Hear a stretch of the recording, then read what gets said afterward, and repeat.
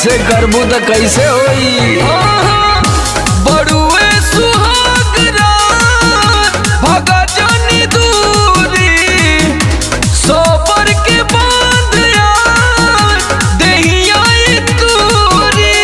काचे बाते हमरे सगरिया चाप कलाग मोई बाका आज के रोटिया चांद के पहाड़ ल गई बाका आज के रोटिया चांद के पहाड़ ल गई बाका। हम तो सोचतानी कि तोके तरई भी दिखा देई।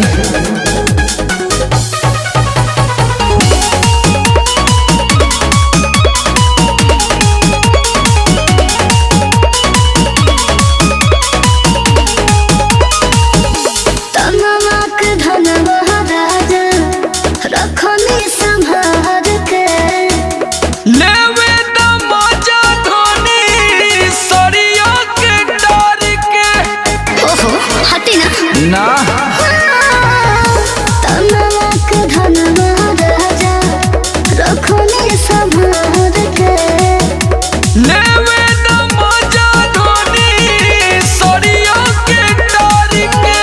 कोरी टोट होई कष्ट सोले पे आगे चढ़ई बाका आज के रोटिया चांद के पहाड़ ल गई बाका आज के रोटिया चांद के पहाड़ ल गई बाका।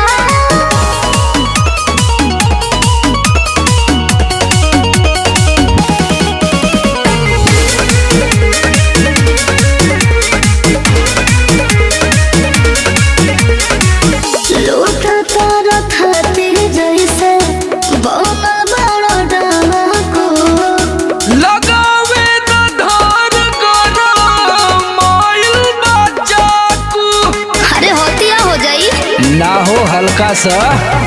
लूटा तारा खातिर जैसे बनल बड़ा डाको लगावे द धार करो माइल बचाकू।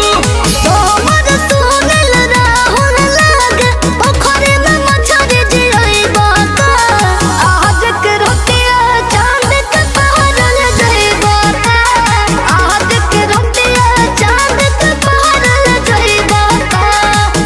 चला वही जो जुगनू पकड़ल जाई।